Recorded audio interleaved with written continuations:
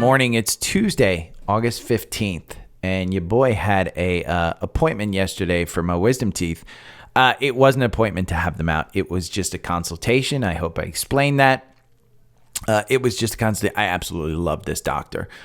Oral surgeon. She is fantastic. Unbelievable. If you need somebody in the Atlanta area, oral surgeon, or if you need a dentist, my dentist is awesome too, Dr. Talibi. She's amazing. But it's just an appointment. I will be getting my wisdom teeth taken out Monday of next week. What does that mean? It means your boy's going to have ice on his head for at least 3 days. I will not be doing the podcast next week. I can tell you right now that I probably will not be doing any talking of any sort for next week. It's going to be a silent week, but I will still be doing the newsletter. So sign up for the newsletter here, dailystockpick.substack.com. It is free, 100%. The weekly ones, every day you get in your email box around noontime. You'll get what I bought, what I buy, just the update of the podcast. Maybe on your drive home, you listen to the podcast. So lunchtime, you get to read the newsletter. Then you get to hear my sparkling commentary afterwards. So the newsletter is just basically, I put some stuff in there. Like this was Weeble. I love Weeble. I put the links to the podcast in Spotify and on YouTube. And then I post the notes from the podcast that I use to do this with the articles, with all of the stuff. And then at the end, you see scans. These are stocks that are bullish in my algorithm, which is in TrendSpider. This is TrendSpider. So get the newsletter, because next week I will not be doing this podcast. You won't see me on YouTube. You will not see me on Spotify. You won't hear me on Spotify, I should say. So get the newsletter. Make sure that you're there. I forgot to mention it yesterday, but my weekly stock pick, myweeklystock.substack.com. He has a newsletter as well. You get one chart on Saturday. You get an email. It's great. He sends you a market recap on Saturday. And then on Monday, he sends you one stock from the Dow. Remember, the Dow is only 30 stocks, but he sends you one stock that his algorithm says you will make money during this week based on this stock. So if you go to my week, oh no, I don't want that. I want my weekly stock.substack.com. Let's look at his performance. He tracks his performance year to date, 0%. Not doing great, but the Dow isn't doing great either. This is what shocked me. Last year, he made 13%. Do you know the S&P was down like 16 or 17% last year? Look at 2020, 86%. That's just buying on a Monday and selling on a Friday. So CAT, right now it's down 1%. CAT I do own. I own somewhere in this 260 neighborhood, which we didn't think it was going to go up, but their earnings were just stellar. Unbelievable. My weekly stock pick is CAT. One other place that I think you should follow me is Savvy Trader. SavvyTrader.com/daily stock pick. I've got two portfolios. I've got a trading portfolio and I've got the core portfolio. If you want to know what stocks, again, if you sign up for TrendSpider, I've got a core portfolio in there. What I did was just basically go to the core portfolio. It's an even weighted stock portfolio. It's 100 shares of the 36 stocks that I believe are the best to actually own in a portfolio. Now, I will tell you, there's a couple in here you may not agree with. You don't have to buy all 36. Moderna, for instance, I don't think that's a stock that you should own, but you should trade it. Taiwan Semi, under $100, $93. I like it. Shopify, under 60. I think you should buy it. I like it closer to 50. Uber at 44. I think this one may dip to 42, but I'm going to buy more. I bought some at 47. Roblox, we talked about, under 30. Cleveland Cliffs, this one popped 8% yesterday. It's giving some of that back today, but I like this one going to 20.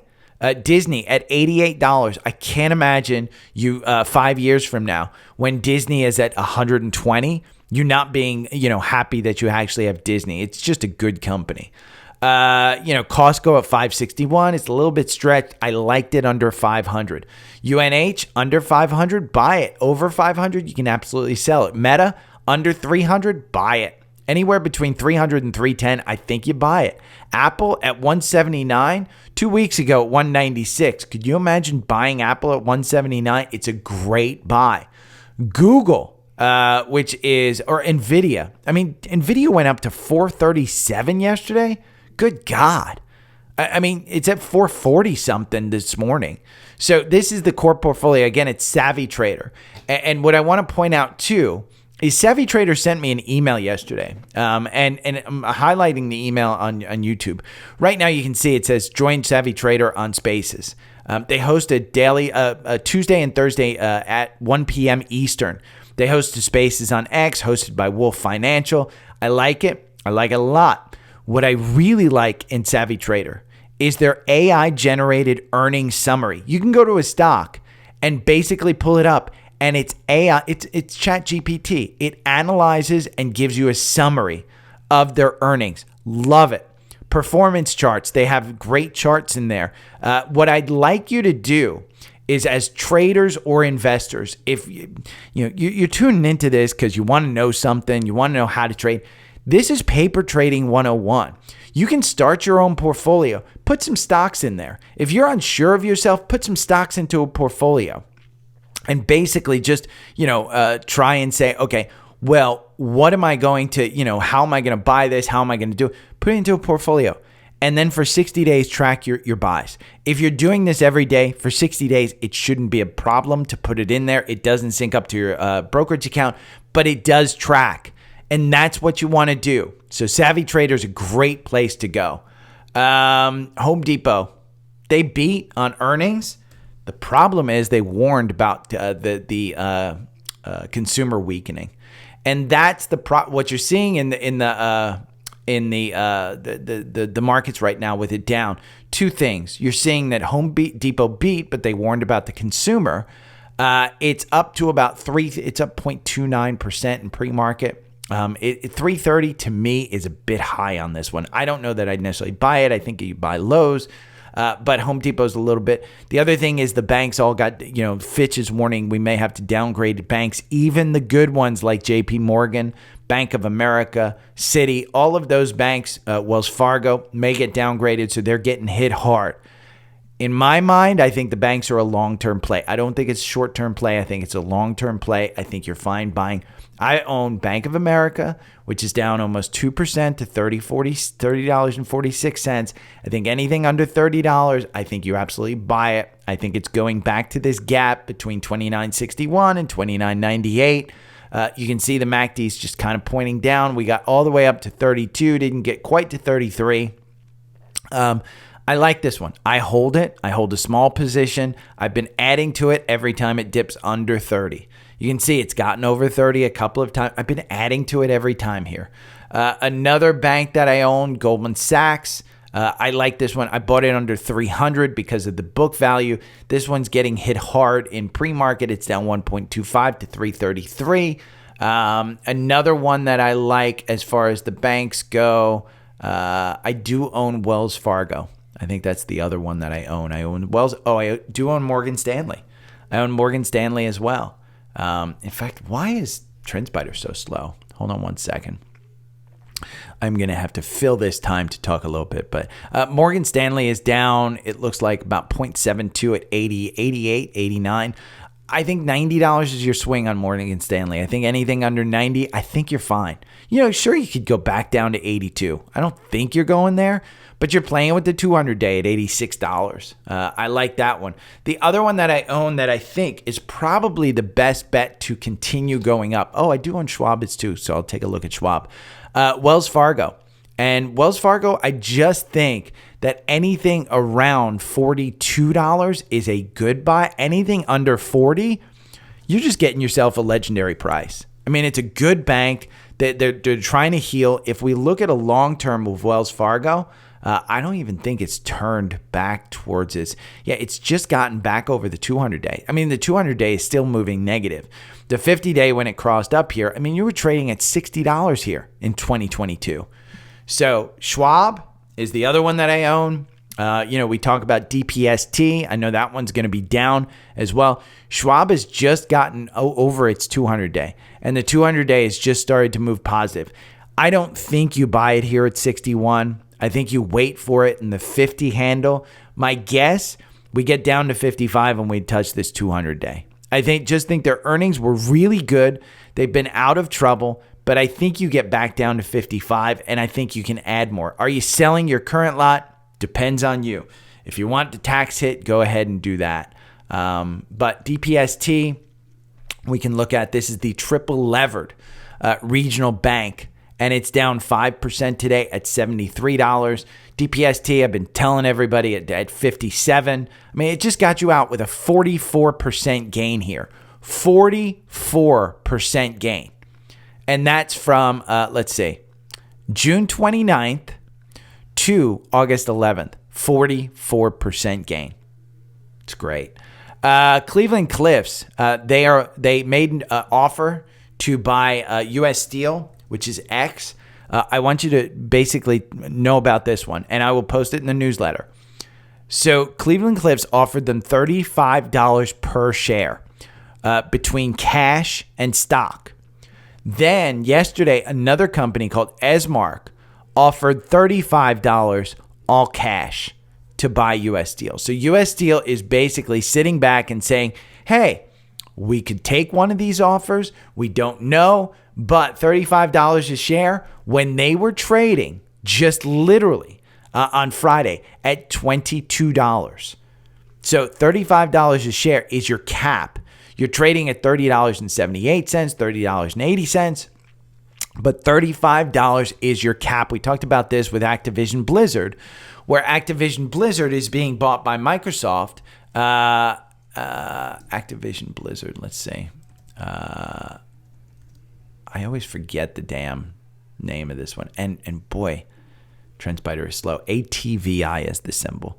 But Activision Blizzard is $95 per share where it's buying out. X is $35. I like X to be bought out at $35. I don't think that the administration will basically ban it because I do think it's a worldwide issue. I don't think it's just a U.S. issue. So if you watch CNBC, the CEO of Cleveland Cliffs, who's an absolute character, he goes after everybody, man. He's just an angry old dude who's yelling at everybody. But he was on there saying, yeah, we're fine. We think we can get this one, blah, blah, blah, blah. So I think they're fine. Big news yesterday. Michael Burry put $2 billion of puts on SPY and QQQ. Just know that was in June. So we don't know the expiration of these puts. We don't know if this was buying protection against a portfolio. We don't know a lot about it.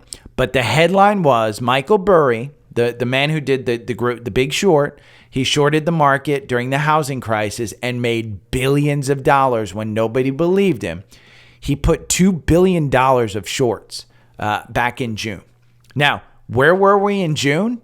Here, if he started somewhere around here on SPY, you're at 426. He's buying puts. He's shorting the market. Just understand, he's shorting the market here. He thought it was stretched. If he held on to this stuff, all he had to do was disclose that he bought it. Next quarter, he's going to have to disclose if he sold them or if he took a loss on them or what he did with them. But you don't know what he did. But if you're at 426 and you get up here, any money manager would get out of that position with that run. So just understand, I think he probably lost a lot of money. So if you want to listen to a douche on the internet or some billionaire who's probably, if Michael Burry did take out that much, I shouldn't say that. He did take out that much, but he may have had a very large position in the market to be able to use that as insurance. So there was no other detail. Einhorn Capital, what caught my eye with Einhorn Capital, they think inflation is embedded in the U.S. economy and it's going to stay. And if it stays at the current levels, remember, the Fed will need to raise more and faster which they say will kill the bull market. That's essentially what they're saying. So Tesla, we talked about Tesla all the time. I think Tesla is currently in a kind of downward spiral. It's making a little bit of a comeback. The market's kind of coming back right now. I think you're going to see another day like yesterday where the market just comes back in the afternoon. But this one's at 239. This gap right here to 235, it kind of hit it on, it looks like yesterday in the morning candle. It got down to 233. So we've covered that gap. I don't want to say that we're going back up. The 200-day here does look like a support level at 220. If you buy at 239, I don't think long-term you're going to be hurt. Short-term, you could get back down here to the 180s or so. Understand that they lowered their cost of the Model Y in China. Also, they are putting out 2 lower-priced X and S cars that have lower range but are $10,000 less. So just understand that. I will include a link to Dan Ushman. He put in a code indicator, a new indicator for TrendSpider that he wrote in JavaScript. He's calling it magic levels. I mean, let's be honest. If you go to Dan Ushman's Twitter, Dan Ushman, he is the CEO of TrendSpider. He's sitting there smoking, basically he smokes pot every day. I mean, I love the guy. Look at his profile picture. But he's calling it magic levels, and it provides these levels right here. It's in JavaScript. You can import this right here. I will include the link in your in the newsletter. So sign up for the newsletter. I'll include the link. It puts some really good colorful levels on there, and he's been basically honing it in. So if you subscribe to it, you can import it, and it will update. I forgot to mention yesterday, ONON. They reported today. I posted this. Look at this 11% right there. Look at what happened during the last earnings. You basically pulled back to the 200-day. Understand, this is a chart from yesterday. We will look at the live one. But understand, this one got down here to about $24, $25. It shot up and got you out here with 3%, got you right back in, got you out with 11% gain yesterday. So what did ONON, I don't know how you say it, but ONON, what did they do with earnings? Well, they pulled back again, and they pulled back to the 200-day immediately on this one. So I want you to see this because it's going to create a gap. Right now, they opened up at $30.50. Right now, it's kind of a red candle. It's just floating around that $30.50, $30.44. I don't want you to buy because you can see there were a couple of times. This one, they reported on May 15th. The algorithm didn't get you in until, 11 days later? I want you to wait. Now, if you get above and close above this 200-day today, then I think we should buy this one. I like this one. It is stretched as far as the value of this one. But it's a clothing company with sneakers that is run by Roger Federer, Serena Williams, and I think it's a height play, but I think you get to 35. If you can buy this at 30, I think you get to 35. Now, mind you, it's a newer company, so on the weekly, we don't have a lot of moving averages here. You have a 50-day moving positive. You have a 9-day that's moving positive. You've just lost the confirmation on the weekly. So I want you to wait a little bit because look at that MACD. It is up at, it's super, super high at about 2.65. The RSI is at 51. I want this to get a little bit oversold, but I do like it. Yesterday's big play was NVDL. This is NVIDIA. And remember how I told you, hey, on pullbacks, you want to buy NVIDIA. NVDL is a 1.5 times levered positive for NVIDIA. And NVDL yesterday, I think it was up 12% yesterday. NVDL on the algorithm, let's look. Do we have a buy in the algorithm? Because I think NVIDIA, by the way, got you out on the algorithm. Yeah, this got you out up here with a 0.21. It doesn't get you back in, but it will today. This one is up 4% at $90. Yesterday, you could have had this under, at about 78. Today, you're at 90. NVIDIA is absolutely flying. It is up another 2% today at $449. Do I think you should buy it heading into earnings? Here's the thing. All the monkeys are saying there's no way NVIDIA can hold up the earnings comparison to last quarter, where they blew it away with crazy, crazy numbers. But you're seeing this one turn. And I don't think 450 is a crazy price for NVIDIA 2 or 3 years from now. Last time, take a look at this. And this is what I want you to see. In January, we were trading at 147. And you had earnings. It went from 147 to 232. And they announced earnings. They were great. They were good. They were in line. Everything was good. 230. Over the next period, you jump all the way from 230 to 300. So you basically go from like 150 to 300. Then what do you do between this time and the next earnings? You basically run almost to 500, from 300 to almost to 500. The worst that you're going to do is go back down to 400 on this one. I think there's enough support level at that 200 day that if you get into the 300s with this, load up the Brinks truck. So 450, I don't think it's horrible. If we go over to FinViz and we look at NVIDIA, here the average price target is 501.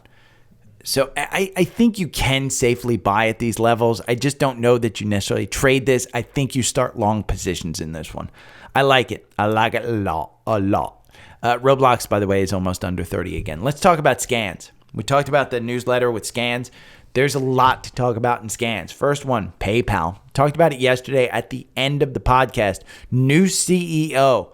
It is not enough to tell you absolutely 100% buy, but we got a buy signal at 63.28. You're trading at 62.28.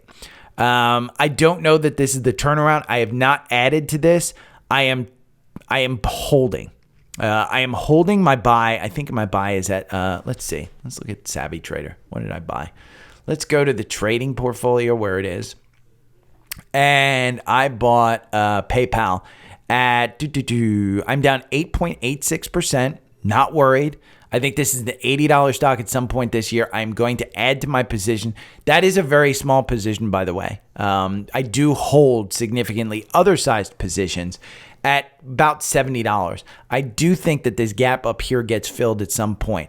The new CEO is coming in September, so don't expect anything right now. Yesterday's rally on this one was just a pop because of the announcement. News kind of, flows out there. But I do like this one. The issue is the new CEO can't come in and all of a sudden wave his magic wand and change the margins. The margins are what's going to kill this one. So margins are extremely difficult. But what he can do is take the cash flow that this company has, and mind you, it is very good cash flow, and do acquisitions. They have some very good opportunities to do some acquisitions. They had just strengthened their partnership with Apple. I believe in this one. If you want to read about this, the stock nerd, Bradley Freeman, does a great job at analyzing this one. So I won't go into that one. We had a cross up on Microsoft.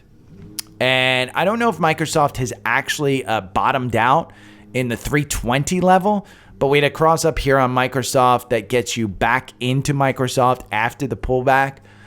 It's bouncing off the 200 day. I mean, it's just definitely a 100% clear. It's bouncing off the 200 day. Oh boy, TrendSpider's slow. 324.03, you're trading at 323. Like I said, anything under 330 on this one, I think you're fine.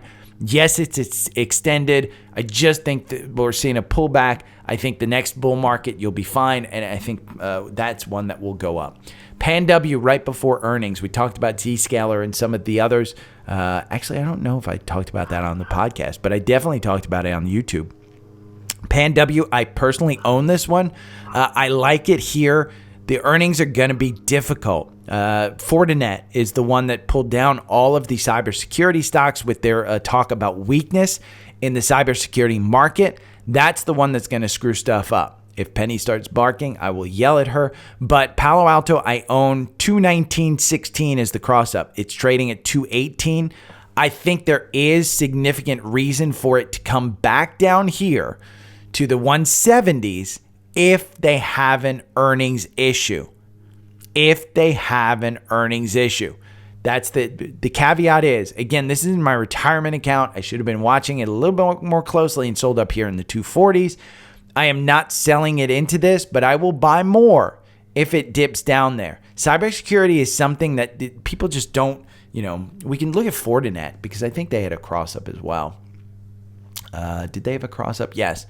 And Fortinet we'll talk about because I will put this chart in the newsletter. I think it's going to backfill the gap. I think it's very clear to me that it will backfill this gap. It almost filled the gap down to 54, but the cross up here is at 59. Now, I think it fills this gap throughout the year to 75. I think it goes back there. Again, they announced weak earnings and they guided lower. But I have a feeling that just cybersecurity is not something that people will pull back on. And you can see clearly back under this 50-day, that's been the time to buy. That's been the time to buy. And you're not a good company with good earnings because remind you, Fortinet has very good earnings with good products and good management. It's going to go. I like that one. CrowdStrike in the same thing. CrowdStrike, this one is extremely expensive. I don't think that they're making money. We can look at it on FinViz. Let's see. I don't think that they're making money. Let me just make sure that I am correct. Yeah, they are not making money. They're losing $151 million. They have a $36 billion market cap. $36 billion. You don't have to worry about this one going bankrupt. It's not going to zero. The target price is 178. That's the average. If you look at the most recent initiated KeyBank, their $200 price target in May, Rosenblatt said 170. It's trading at 152. So it's not crazy. It's trading actually at 150. It's down a little bit today. You can see it broke through that wedge, that rising wedge. It's got a clear double top up here at about 160, 170. I own this one. I bought a very large lot of it at I think about 160 or so.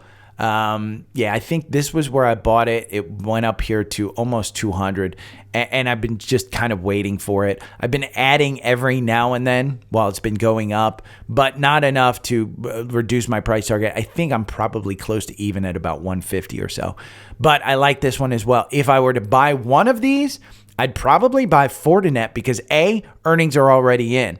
B, it's got that nice gap up there. C, Palo Alto does report. If they report good earnings, Fortinet, you can expect to go back up. And with Fortinet is the weakness because people went over to Palo Alto. Who knows? I mean, that's what you have to kind of balance out. Earnings is always kind of a gamble that way. Amazon. This has a cross up. We talked about Amazon, anything under 140. I think you can buy. It's trading right now at 139.55. This one has a gap down here. It's got a secondary cross up. It's a little bit high. I mean, 140 for me, if you take a look at the weekly on this one, you're still not back to all-time highs. I mean, the all-time highs, like I said, I think this was the target. This was put in here when we were down here. I said this right here at the 200-day is the target. You can see 168. I mean, Amazon is a good company. CRM had a cross up. mRNA had a cross up. I want to talk about SPY. So SPY is one that I bought. I bought it at $49.31 2 months ago. Now, today, it's at $49.30. So I haven't made a freaking dime on this. But you know what I've actually made? 1% per month. I bought $10,000 of this. So I bought 10%, I get, well, no, it's $100. So I get 1%. So $10,000, I get 1%, which is $100. So I've made 2% on this just from basically sitting back and doing nothing in 2 months. I mean, that's really, really good. It's got a 12% dividend yield. SPY. I get a 12%. That's $100 per month. I need to change that. It's not $1,000. It's $100 per month. I thought I was getting $10,000 per month, but no, it's $100 per month. It's 1%. because it yields 12%. I like it. XYLD, same kind of thing, except it's on the S&P 500, and it only puts off, I think, 8% or something. We had a cross up there. COP. I want to talk about COP had a cross up, and I want to talk about this one, and I've got a good one. I personally, I mean, this is ConocoPhillips. It's an energy company. It's oil and gas. They're similar, very similar to PXD. I like PXD personally, but PXD is run, and this is the chart that I was looking at on with the folks on YouTube. So I did COP. Okay, year to date, COP is up 5.31%. Pioneer is up 11%. The Qs are up 40%. So COP having a cross up here. It's a secondary cross up. I would have liked you to get it, under 100, and you're at 115 right now. I don't think it's crazy to think that 115 is a decent buy on this one. If you want to wait for 113, you can wait for 113. I just think energy is the way to play this. So we had a cross up yesterday of DRN, which is the 3 times levered bull on the real estate market. Ironically, we have a cross up on the DRV, which is the 3 times bear. So DRN, DRV, they're kind of crossing back and forth. I'd be a little bit careful of those because when it typically gives you stuff like this, we just don't know which way the market's going. So have some patience. Hershey has a cross up. HSY, I think Jesse turned me on to this one because he, months ago, maybe a year ago, he had mentioned that, hey, Hershey's a good buy, and Hershey took off. Hershey just took off.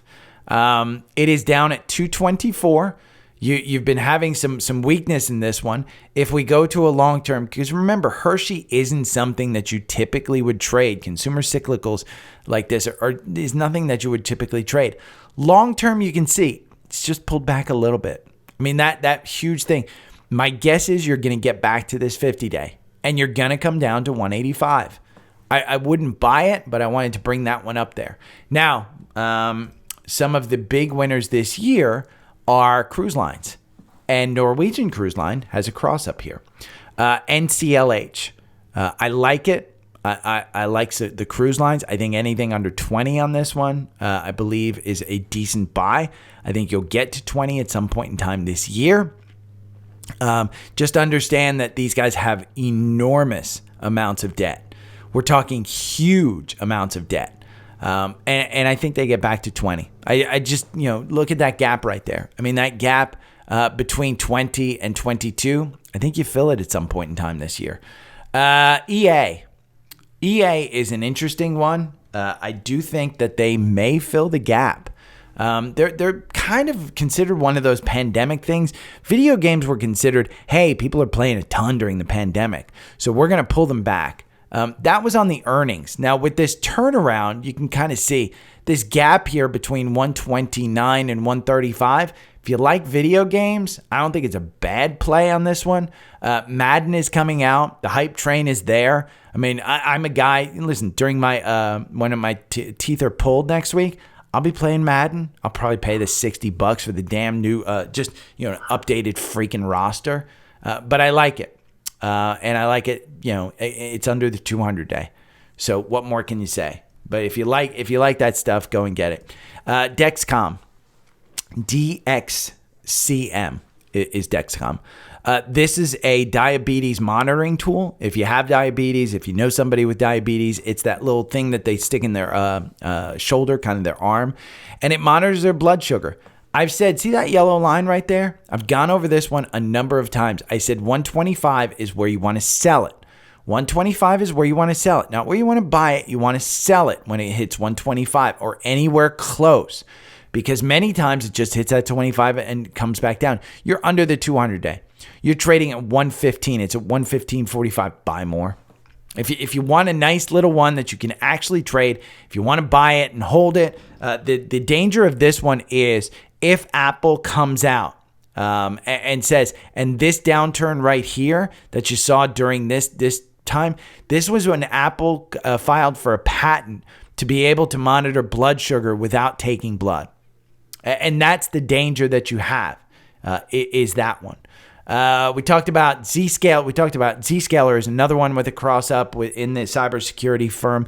But I'm going to finish it off with podcast favorite, Oracle.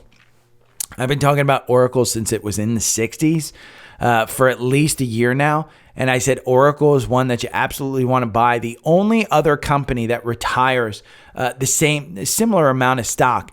Apple basically buys back billions of dollars of stock, and they retire the majority of it. So the way Apple has grown their share price and rewarded investors is by buying back a ton of shares and retiring them.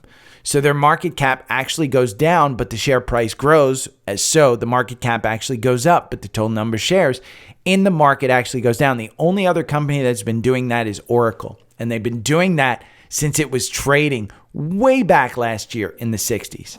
And I said in the 60s, you should actually buy it. I was a little bit skeptical in the 70s, even more skeptical in the 80s. I'm even more skeptical in the 90s. The problem is these guys have tons and tons of AI integration. So at 115, am I concerned? Probably not. The issue is that you have to understand this is a long-term buy. This may come back down under 100. Their next earnings may not blow it away. You can see $1.67 per share, $1.22. Look at that growth. And you can see how it exploded. The point here is if you get to that 50-day, load up the Brinks truck, but you're covering this gap that was created by the last earnings, you're covering it back. The gap goes down to 109. You're trading at 115, the gap goes back to 109. So if you think they're going to continue this earnings route, and I have no idea, no doubt in my mind that they will. I mean, it's a great company. Again, Oracle is the one that's taking Uber from premise-based servers to cloud-based servers. That's an enormous contract, and that's a year, a decade-long contract. So they've got the earnings to actually do it. Ask ChatGPT to summarize Oracle stock for you better than I can. If you have any questions, you can hit me up on the socials. That is on Linktree, linktr.ee/dailystockpick. All of the socials are here, private Facebook group, the Twitter, Instagram, YouTube, all of that stuff. If you want to sign up for TrendSpider, the link right here gets you 25% off. I would suggest, if you listen to me, that you click on this third link. This is the nice and easy one. It's Webull. Put in anywhere between $3,000 and $3,000. Get the app. Start trading on Webull. Understand that this app is really, really good. I put $1,000 in there on the beginning of the year, and I am at $1,537. I'm sorry, it just updated. $1,525. I really like this app. The app is fantastic. I use it on Mondays to basically start my week off. I look at it usually in the morning, and they've got a really nice summary that kind of pulls up for you. I like their trading platform. I also here's the thing. You get free stocks. Put $3 in there. They'll give you free stocks. Get up to 12 free shares. I mean, it's simple. Just click on that link. Again, if you're going to click on something, I think that's the one to click on. If you want the newsletter, it's down here. You can find me on Spotify, YouTube. There's Savvy Traders if you want to do it. Again, the place to get all these links, linktr.ee/dailystockpick. If you have any questions, I will be back tomorrow again. Next week, I will not be back. Sign up for the newsletter. Love you guys. I will talk to you later.